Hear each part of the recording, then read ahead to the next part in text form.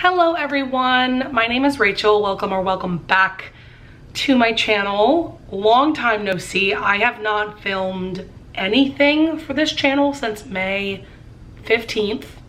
That was when I finished up my historical romance readathon vlog. And since then, I lost my voice.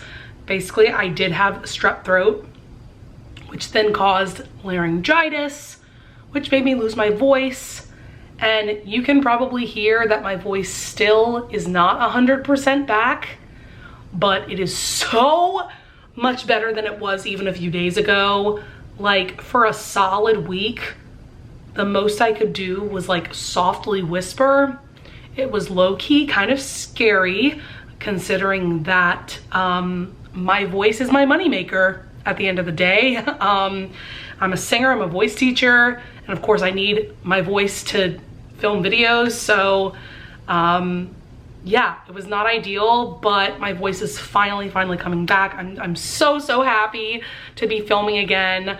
The reason why I'm doing this vlog is because 3 of my most anticipated book releases of the year came out this past week, and they're all historical romances. So here they are. The first one is A Daring Pursuit by Kate Bateman. Then we have The Bride Goes Rogue by Joanna Shoup, and finally A Lady for a Duke by Alexis Hall. So these were all released May 24th, this past Tuesday, and I put holds for the audiobooks for all 3 of these on my Libby app, and I was prepared to wait like several weeks because, let me think, I think A Lady for a Duke, there was like a 6-week wait list, and then the other 2, they were like 2 or 4 weeks.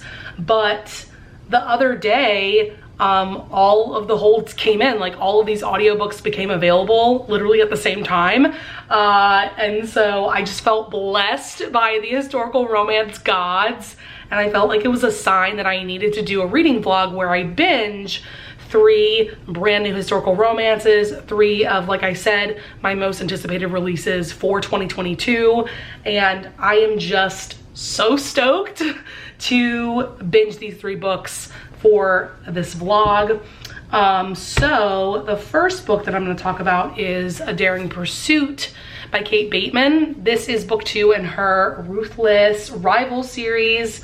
I actually read book 1 of this series as well as the book that comes before this one, which is The Lady Gets Lucky by Joanna Shoup, in a reading vlog that I did back in November, where I just binged a ton of historical romances because in October, the month before, I hadn't read like any, and so I was just dying to read historical romances. So I recommend checking out that reading vlog because I gushed about the previous book in this series, and I gushed about the previous book in this series.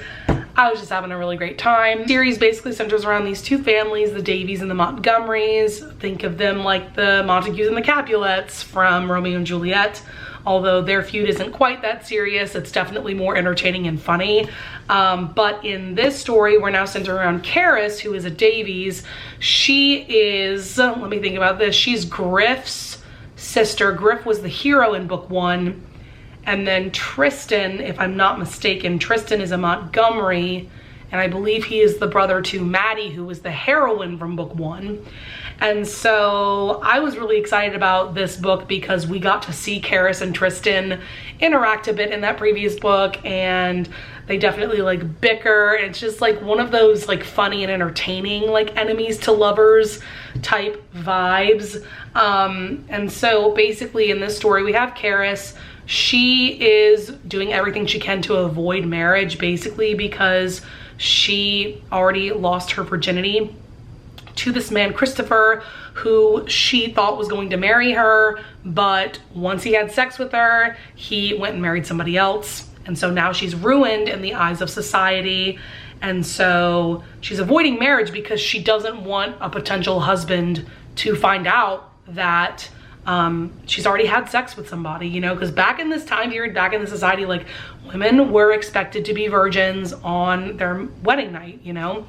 And so she loves to scandalize the ton by wearing just like these ridiculous outfits so that nobody would want to marry her. Like she just loves scandalizing society. I love that about her. She also loves animals, and her family has a menagerie of like all these different animals, and it's just like really cool to see her take care of all of these different kinds of like, there's like a bear and a peacock and like all kinds of crazy animals. And then we have Tristan, who is like the opposite of her in so many ways. He seems very like ice cold, very reserved, and he needs a respectable woman to marry.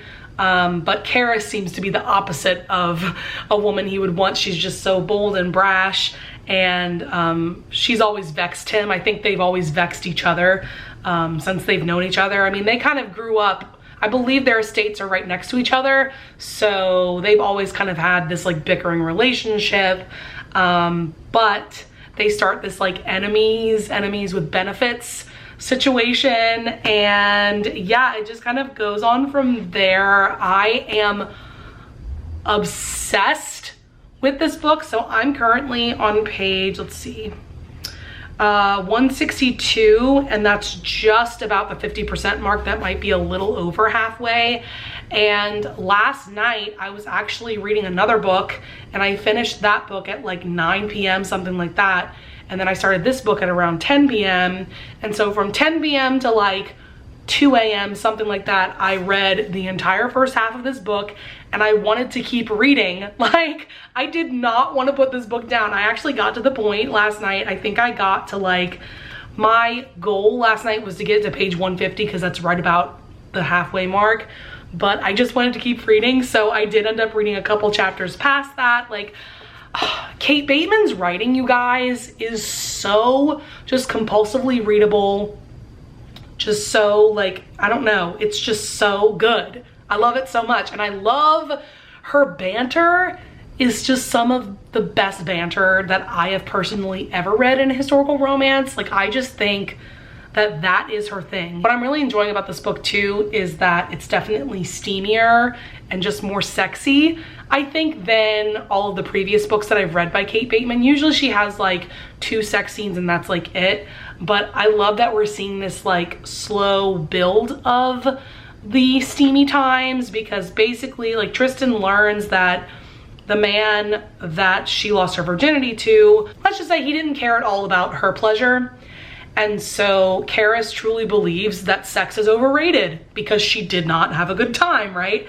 And so Tristan is like, I'm gonna show you what sex can actually be. And so then they agree to 1 week of clandestine meetings where Tristan will teach her what real pleasure is, basically. And it's just so good so far, because at this point in the book, we're seeing that they truly are falling for each other, and that they never truly ever hated each other. It's so good. I can't wait to dive back into this. I haven't been able to read any of this so far today because from the time that I woke up, I actually went shopping at the mall with my mom. I needed some new clothes and I needed some new tennis shoes, and so I got that done. I'm just obsessed with these characters and this like enemies with benefits situation. It's so good. So yeah, then after that, I'm probably gonna jump into The Bride Goes Rogue by Joanna Schutt. This is book 3 in her 5th Avenue Rebels series. This is also a hate to love situation, but from what I understand, I don't know much about this plot, but from what I understand, there's definitely going to be more animosity between these 2 main characters, whereas with Karis and Tristan, like I said, it's more just like entertaining bickering and bantering. And then yeah, after Bride Goes Rogue, like I said, I have A Lady for a Duke by Alexis Hall. I'm so excited about this because this is about Viola. She is a trans heroine, and it's like a childhood friends to lover situation. It's also quite the chunky book, like it's 450 pages, and this is not a mass market size. Like, this is mass market. I'll definitely go more into the plots of these 2 when I get to them, but yeah, I am jumping right on back into this, and I am just so excited. Happy Monday, everyone. It's also Memorial Day. So I finished a book yesterday, and I'm also halfway through another book that I'm also obsessed with. So yeah, I finished Daring Pursuit by Kate Bateman yesterday. I flew through the second half of this just like I flew through the first half. Of course, I gave this 5 stars, and no one is surprised. I really don't have any more thoughts to add than what I told you guys in my last update. Yeah, like this was just such a home run for me, which is really amazing because I do think I've been in a reading slump ever since I got sick. And I think I got sick around like May 13th, May 14th, something like that. And I've noticed that in May, and I feel like this was also the case in April and maybe even March, I just haven't had that many 5-star reads, which sucks. Because, I mean, ideally, pretty much every book I read would be a 5-star read, but that's never the case, of course. But yeah, definitely May in particular, I think I've had like 4 5-star reads so far, not counting this, which isn't like absolutely terrible, but I usually have more 5-star reads than that. Like I'm usually enjoying the books that I read more than I have been lately. So picking up a book like this, a book that I could have easily read in one sitting, I was just addicted and I just adored it and all of that, like that's just amazing. So I'm hoping that these books that I'm reading for this vlog are getting me out of my reading slump. We will just see. The only like tiny little gripe that I have about this book is that I feel like the plot went a bit awry towards the end and it didn't quite focus as much on the romance as I would have liked, but I still just had such a good time that it didn't make me lower my rating or anything. Like I still love this book. I do think this is my favorite Kate Bateman book to date. I think it's also her sexiest book to date, and I had a fun time with it. Highly recommend. I would also recommend that you read A Reckless Match, which is book 1 in this series, before jumping into this, just because that book gives you the full context of this like crazy feud between the Davies and the Montgomerys, the 2 families that this series centers around. And also that's just a really great romance. I gave that book 5 stars as well. So yeah, this is absolutely fantastic. Speaking of absolutely fantastic books, I then jumped into The Bride Goes Rogue by Joanna Shupe last night. So I finished this probably around like 7 in the evening yesterday, and then I picked this up, I want to say around like 9 or something, and I like flew through the first half. Like I'm on page, let's see, 187, and I think that's just a little bit past the halfway mark. I have that much left to read, and just like with Daring Pursuit, like I could read this book in one sitting. I had to stop myself last night because I needed sleep, but oh my goodness, this book is fantastic and incredible. I totally see why so many of my friends have been giving this 5 stars. I'm absolutely obsessed. Let me set up the plot though a bit for you. So we have Catherine and Preston. So years before the book actually starts, Preston's father and Catherine's father, they were business partners, and I guess they were friends as well, and they made this deal that when their children came of age, Preston and Catherine would marry each other. That was very common back then to do these arranged marriages between families, you know, form these alliances, things like that. Then Preston's father passes away like a couple years or so before this book starts. I can't quite remember. And so I think when Preston's father passed away, Preston thought that the betrothal agreement was now like null and void. I can't quite remember what Preston says now that I'm thinking about it, but I think it's something along those lines of like his father passed away and so he felt like that obligation was no longer necessary. But lo and behold, Catherine shows up to Preston's office at the very beginning of this book, and she's like, hey, I've been waiting around for you for a year now, like because her mother passed away maybe a year or so ago, so she's been in mourning, so that's why she hasn't pushed marrying Preston. But she's like, hey, like I'm out of mourning now, we should plan this wedding. Kay thinks, bye. Preston's like, what is going on. We are not getting married. I'm not the marrying kind, and I don't want to marry you. Like, it's nothing personal, but like, girl, I don't want to marry you. And then Catherine gets so pissed off because she's been waiting around for Preston, and you know, she thought this was how her life was gonna go, was that she was gonna marry him. And he's like, what? But it turns out that there was a betrothal contract signed between the two fathers. And so really, Catherine's father could sue Preston for breach of contract, but Catherine's like, you know what? I don't want to marry him anyway. He sucks. But then there is like this scandalous French ball happening. And so after this whole like rejection of Catherine happens and she's pissed, she decides that she wants to live her life and have an affair with someone. And so her friend Nellie, I love Nellie so much. She's gonna be the main character of the next book, which is The Duke Gets Even, and I cannot wait for that book.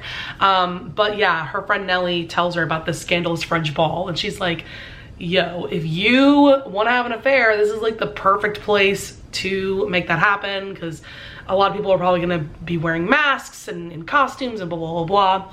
And so they go to this scandalous ball, and Catherine meets this hot guy who is dressed up as like King Louis XIV or something, and Catherine herself is dressed up as Madame de Pompadour, which I think was like a lover of King Louis or something. That's what it sounded like. Anyway, they have insane chemistry. They're both wearing masks. They have a hot night together. Like, y'all, these steamy scenes in this book are like next level in my opinion when it comes to Joanna Shupe. Like, Joanna Shupe has always been great at writing steamy scenes, but this book is like piping hot. Like, when I tell you there's been like 2 major steamy scenes so far in this book, literally after each scene I've had to like put the book down and like sit with my thoughts and like recover. Like, hot. So yeah, they have this like hot anonymous night together, and they agree to meet at his apartment the next night. Catherine shows up. Lo and behold, of course, that man was Preston. And so they're like, what is going on? Yeah, so there's hate to love going on, but like insane chemistry that neither of them can deny. I feel like Joanna Shupe is so like in her writing peak right now. Like, I'm loving this almost just as much as I loved The Lady Gets Lucky, which is really, really, really, really saying something. That's one of my all-time favorite historical romances. But this is like so close to being on that level. The pacing is exquisite. Man, I love her writing so much. I love Preston and Catherine so much, which is interesting because when I was reading The Lady Gets Lucky and I looked up like who the main characters of the next book were gonna be, I wasn't all that excited about Preston and Catherine, just because like in The Lady Gets Lucky, like they were featured a bit, but I was actually much more intrigued about like the Duke of Lockwood and Nellie, which, like I kind of mentioned, they're going to be the main characters of the next book of the series.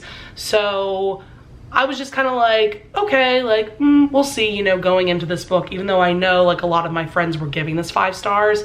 I wasn't like all that excited about like who the 2 main characters were going to be. But now that I'm reading this book, I'm just absolutely obsessed with these 2 main characters.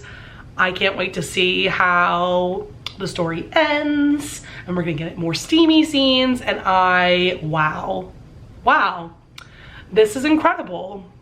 Highly, highly recommend it. So yeah, I'm gonna go eat some lunch, and then I'm gonna dive back on into this. I also have a live show tonight. I'm gonna be like a guest host on Jess's channel. She's doing just like a romance booktuber live show thing. I'll link that down in the description below so that you can watch that after the fact. All right, it is Tuesday afternoon. I'm getting ready pretty soon to go to work. I have a voice lesson to teach, and I have a lot of errands I need to run between today and tomorrow, because I don't know if I mentioned this in my last update or a previous update, but I'm getting ready to go on a road trip. I'm actually doing a separate vlog for that trip. So yeah, there's just like a lot of things going on in my brain right now, but let's do a reading update before I have to kind of get my day started. So I did finish The Bride Goes Rogue by Joanna Shupe. None of you are surprised that I gave this 5 stars. I absolutely loved it. I loved it almost just as much as Lady Gets Lucky, but I think The Lady Gets Lucky is still my absolute favorite Joanna Shupe novel. Something I wanted to mention that I forgot to talk about in yesterday's update is that I appreciate that in this book we see the aftermath of something very serious and very tragic that happened in The Lady Gets Lucky. And we're seeing that Preston, the hero, and then Kit, who was the hero in that previous book, they're still definitely dealing with a lot of grief from what happened in the previous book. I just appreciated how it was discussed and seeing how Kit and Preston were trying to move on from it and move forward with their lives. But yeah, I really don't have much to add about my thoughts about this book. Like, it was pretty fantastic. I highly recommend it. I am so excited for the next book in the series, The Duke Gets Even, because I am just dying for the Duke of Lockwood and Nellie's story at this point. I am obsessed with both of their characters, and I cannot wait to see how their story turns out. I really do feel like Joanna Shupe is at her writing peak at the moment, so it just makes me even more excited for her future works. This is the last historical romance that came out on May 24th that I was super stoked about reading, and that is A Lady for a Duke by Alexis Hall. Huge shout out, by the way, to my friend Dana. I'm going to link her Instagram down in the description. She sent me a physical finished copy of this book. She works for Forever Romance, which is the publisher that published this book, so I have to give her a huge shout out because that's just amazing that she went through the trouble of sending this to me. So far I am on page 115. That is chapter 13, and that is just about 25% of the way through. And let me just give you a plot synopsis. So we have Viola, our main character, and basically she has this very near and dear friend of hers, Justin, who is now a duke. And so when they were younger, they both fought in Waterloo. She was then presumed dead, and so because of that, she was able to finally live life as herself and as a woman. I think I mentioned this in a previous update that Viola is a trans heroine. Her brother took over the title of the Viscount of Marley, and so she eventually found her way back to her brother and his wife Louise, and so she has been living as Louise's companion, lady's companion. And so when the book starts, we see that Louise has received a letter from Miranda. She's a young woman, she's about 17, I think. She is the younger sister to Justin, the Duke of Gracewood. Like I said, this was Viola's best friend growing up. So we see from this letter that Justin has basically become a recluse. He is definitely still grieving from the loss of his best friend, and he was also injured at Waterloo. Like, his leg was severely injured, so he walks with a cane. And he's just been like drinking all the time and is pretty much addicted to laudanum at this point. And he's just not in a good place, right? And so Louise is very much worried about Miranda's well-being, and being that Miranda's 17, this would be like the perfect age for her to come out into society and have a season in London. And so Louise comes up with this scheme that her and Viola will go to the Duke of Gracewood's house to maybe try to rehabilitate him and to get Miranda out of that situation, basically. And so basically where I left off, Viola and Louise are staying at Justin's estate, and Viola just can't stay away from him. And, you know, she can't deny that she has these feelings for Justin that she's probably had her whole life, or at least for several years at this point. And we also see Justin's POV, and he definitely has feelings for her, but of course he doesn't know who she really is. So this is gonna be an angsty time for sure. So I'm really enjoying it so far. Being that it's 450 pages, it's not a fast moving plot by any means, but I'm enjoying this sort of slow burn development of this like interesting newfound friendship between Viola and Justin, and I'm really interested to see how that's going to develop into a romantic relationship. And yeah, I've never read anything by Alexis Hall before, but I'm really enjoying his writing style. I really want to read Something Fabulous, which is a book he came out with in January. That's also a historical romance. That's an MM historical romance, and I believe that's definitely much more of a rom-com. This is definitely much more of a serious book. But yeah, I'm definitely interested in checking what more of his works after reading this so far. So I think that's gonna be it for this update. I might give another update tonight. It just depends on like how much more of the book I can read. I probably won't finish this until some point tomorrow, just because like I got this whole chunk of the book left to read. It's Wednesday, my dudes, and I have a final reading update for you for this vlog. And after this, I'm getting ready to go get my car washed. I have a couple of errands to run, and I need to pack because I'm leaving early tomorrow morning for my trip that I mentioned in a previous update. And I'm also starting a new vlog tomorrow for that trip, so you guys have more content to look forward to. Also, I did want to throw out there, you know, obviously I have not been posting much lately, but I am planning on filming a couple of videos once I get back from my trip on Sunday. So yes, new content is coming, I promise. But I finished A Lady for a Duke by Alexis Hall late last night. I think I was up till like just about 3 a.m. last night finishing this, because it's a chunky book. It was a 15-hour audiobook, and the writing was just so beautiful, and I was just so invested that I was totally fine staying up that late and finishing this. So I feel like this is easily one of the most like beautifully written historical romances that I've ever read, and something about it also felt unique. I feel like the connection between Justin and Viola just felt unique to me. There was just something about like, they have this truly like soul deep, like they are truly soulmates, you know, they have this soul deep connection. And I don't think I've read anything like a romance quite like this in a long time or ever. You know, this book is definitely about these two falling for each other emotionally.